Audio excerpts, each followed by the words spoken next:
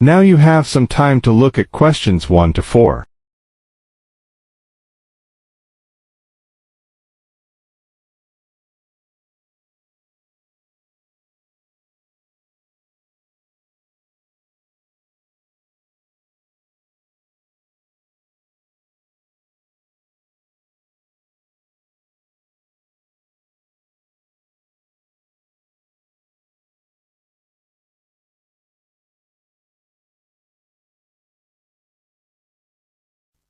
Listen carefully and answer questions 1 to 4. Hello everyone. Thank you for inviting me to give a talk in this series of employment lectures. I'm here this evening to tell you about my job.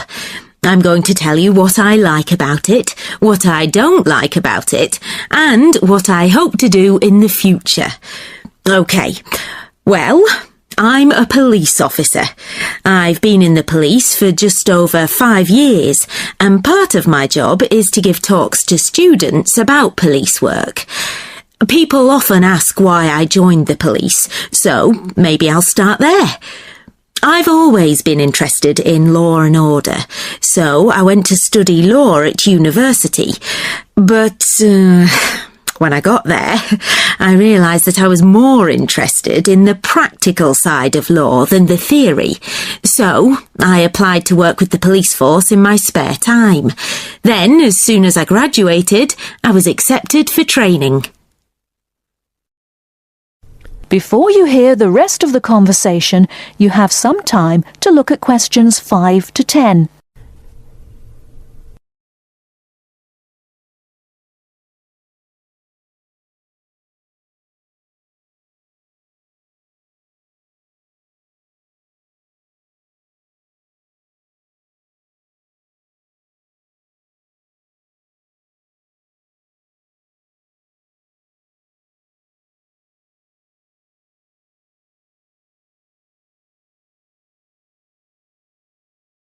Now listen and answer questions 5 to 10.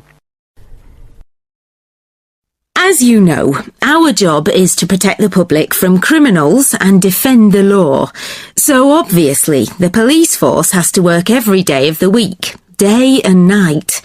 This means we're often at work when everyone else is relaxing with friends and family, and we can't always be around for special occasions like birthdays and New Year's Eve. On top of that, we have a lot of extra work at weekends, especially when there's a football match and the fans are out celebrating. So, our working hours are one disadvantage of police work. A lot of the time we have to work with the public to avoid problems, and we get special training for that. But we can't always prevent trouble. So, another disadvantage of the job is the danger. I mean, we know that some of the people we have to arrest will attack us. Now for the advantages. Well, one of the advantages is that police work is well paid. As I've said, it's a difficult job, and police officers work hard for their pay. But there are many more advantages. For example, sometimes the work's fun, especially when we have to protect famous people from their own fans. I've met quite a lot of celebrities in my job, and I must say I enjoy seeing them close up and finding out what they're really like as people. But for me, the biggest advantage is the job satisfaction. Speaking for myself, I would say I get the most job satisfaction when I help someone, or solve a problem in a community. And in the future, I'd like to train to be a detective. I think I'd be good at that. That is the end of part 1. You now have half a minute to check your answers.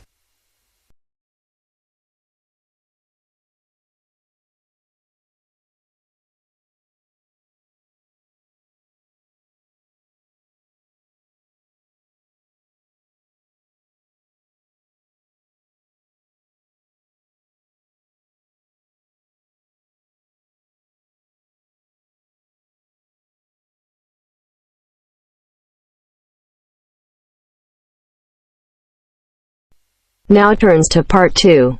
Part 2. You will hear a talk about young people living on their own. Listen carefully and answer questions 11 to 12.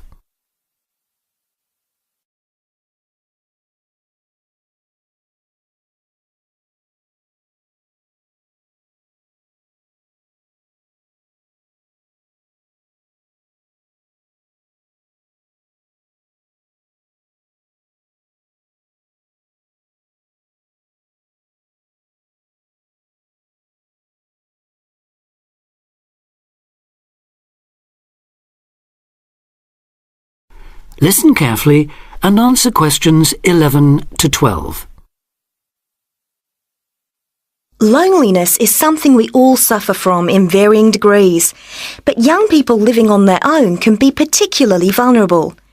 Many who leave the family home find they are less confident and have more difficulty in finding their feet than they expected. Often, going to work or study in another town or city will be the first time they have lived away from home. Although this may sound like an adventure for those dying to get away from the glare of the parental eye, for others it is a daunting prospect which generates apprehension, uncertainty and even fear. In fact, in a recent survey of over 1,600 people who had recently left home, 32% said that understanding and coping with loneliness was a crucial issue for them and made them feel highly stressed and distracted. An annual report by researchers last year recorded a noticeable increase in the number of individuals with homesickness, transition and isolation issues. Acknowledging that feelings of loneliness and isolation could impede progress at work or study, they examined the number of people using the welfare and health services. They found that young people in particular were prone to difficulties. Last year, 61% of all people using counselling services were aged under 30, and of this group, 57% were men. Now you have some time to look at questions 13 to 20.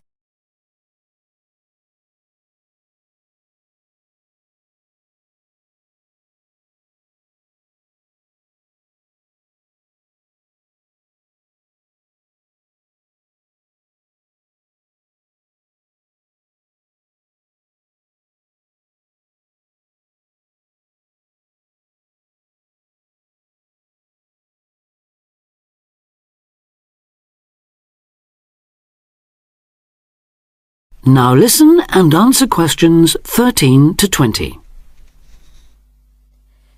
Leaving home involves a major change in lifestyle, work patterns and degree of independence. You will be away from home, family and friends and are no longer supported by familiar surroundings. For this reason, in the first year a lot of young people suffer from loneliness. Ironically, this sense of isolation comes at a time when you are likely to be surrounded by people most of the time. Living in a busy city, travelling on crowded buses and trains, you will be constantly among people. But this can sometimes compound your sense of being alone. Seeing others who appear at ease among large crowds, mingling and making friends, can make you feel excluded and inadequate. Adapting to a new environment makes people uncertain of what to do or how to behave and breeds insecurities which can make for a real sense of isolation. It is often those who are more used to being on their own who deal best with the transitional period of leaving home. Other reasons for feeling alone include high expectations of the big city where you have the best time of your life and meet lifelong friends. It may be the first time you have had to make new friends since you started primary school, and perhaps you are reluctant or finding it hard to replace old friends whom you miss. There are also pressures to juggle work and socialising, which may leave you feeling left out. Or it could be that you have a long-distance relationship and feel torn between your new lifestyle and that special person who lives so far away. Because loneliness can leave you with a sense of low self-esteem, where you become self-conscious and feel you have been rejected, it is very difficult to overcome. You may be reluctant to even try and make new friends or take part in social activities, and will also find it difficult to say no to things, leaving you feeling exploited and weak. One of the ways of combating loneliness is to remember that it's not your fault and that it's something everyone has to deal with, despite appearances.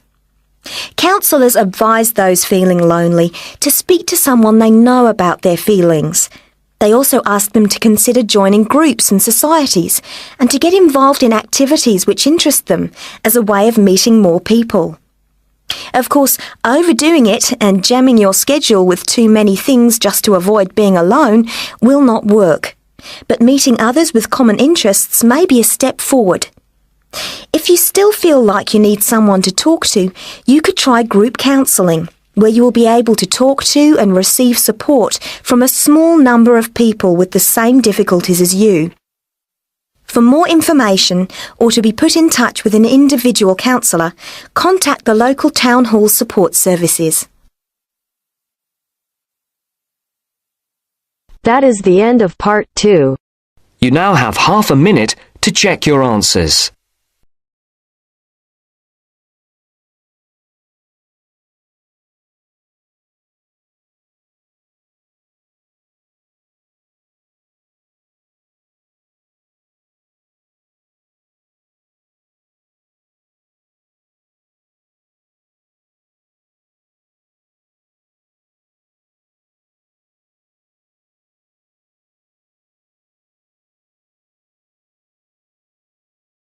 Now turns to part 3. Part 3. You will hear a conversation between a tutor and two students, Amanda and Jake.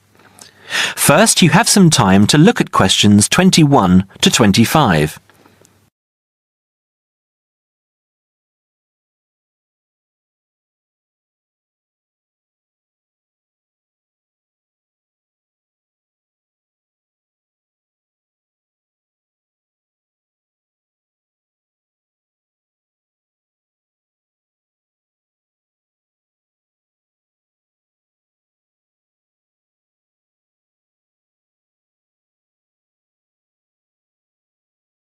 Now listen carefully and answer questions 21 to 25. So, Jake and Amanda, how did the project go? Very well, I think, Dr. Hinton. I certainly learned a lot and enjoyed myself at the same time. Me too. So, remind me, what was your project about? Basically, what makes successful people? Let's call them top achievers successful. Yes. How are they different from us? What do they do that other less successful people don't do? Interesting. And did you come to any conclusions? Quite a few, actually. Good. Share some with me then. Well, I'd always thought that a top achiever would be the sort of person who would bring work home every night and slave over it. But it appears not. Those types tend to peak early and then go into decline. They become addicted to work itself, with much less concern for results. We found that high achievers were certainly ready to work hard, but within strict limits. They knew how to relax, could leave their work at the office, prized close friends and family life, and spent a healthy amount of time with their children and friends. There's a lesson for us all there. Anyway, go on.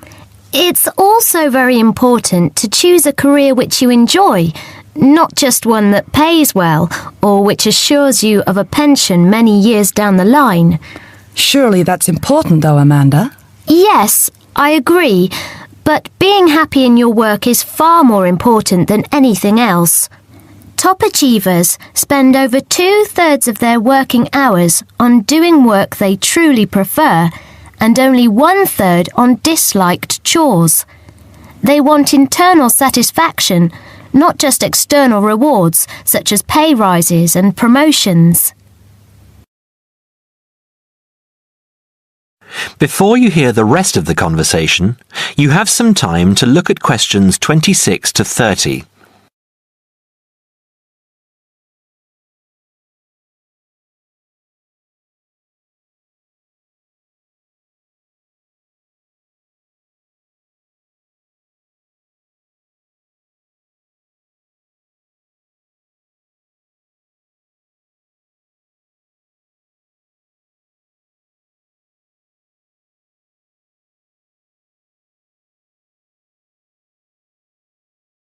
Now, listen and answer questions 26 to 30.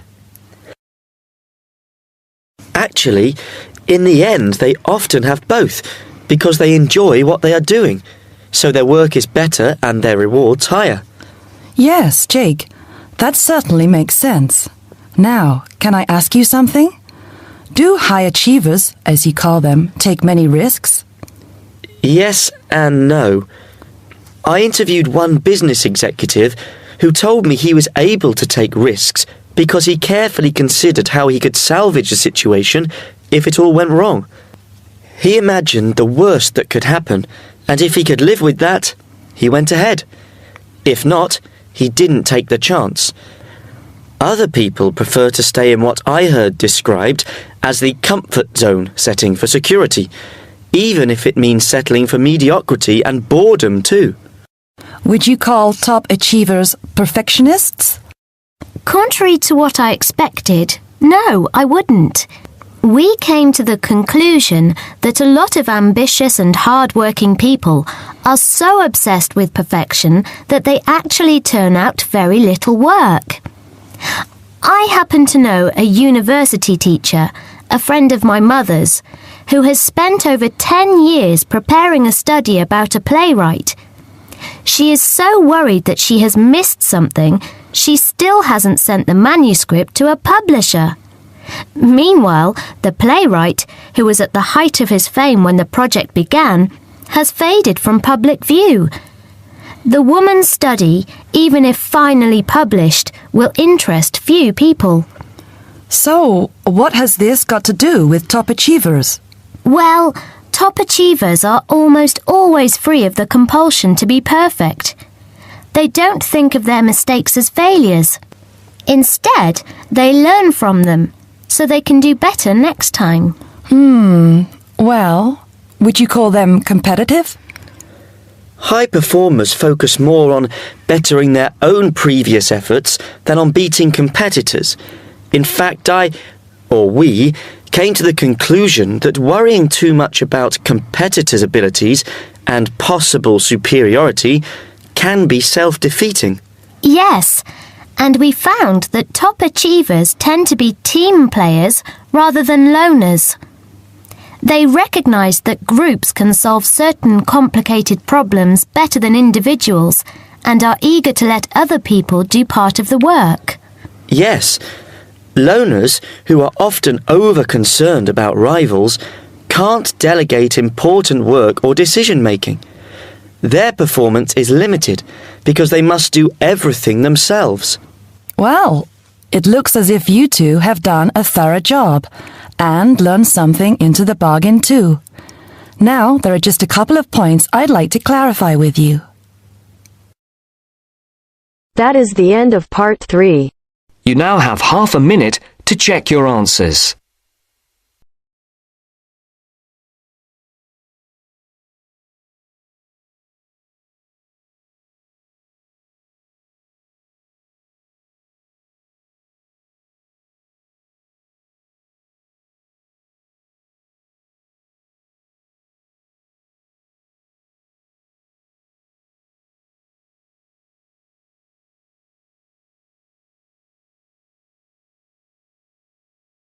Now turns to part 4. Part 4. Listen to the following lecture about lightning. First, you have some time to look at questions 31 to 40.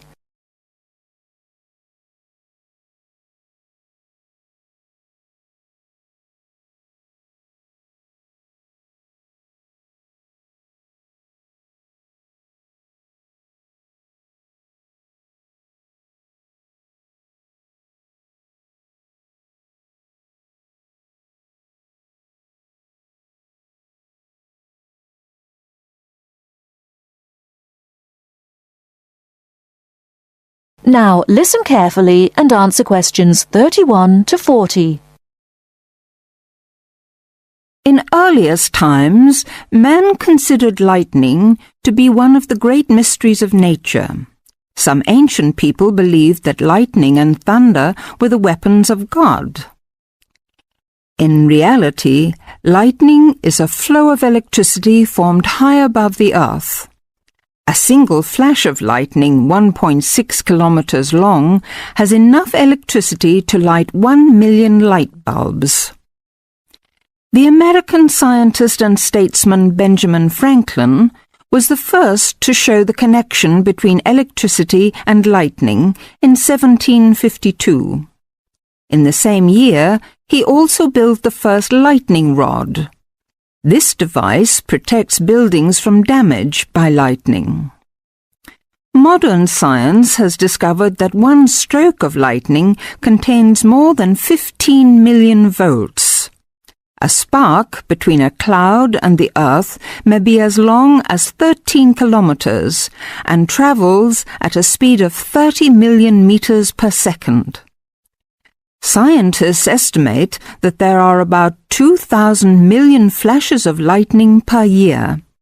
Lightning hits the Empire State Building in New York City 30 to 48 times a year. In the United States alone, it kills an average of 1 person every day. The safest place to be in case of an electrical storm is in a closed car. Outside, one should go to low ground and not under trees. Also, one should stay out of water and away from metal fences. Inside a house, people should avoid opening doorways and windows and not touch wires or metal things. With lightning, it is better to be safe than sorry. That is the end of part 4.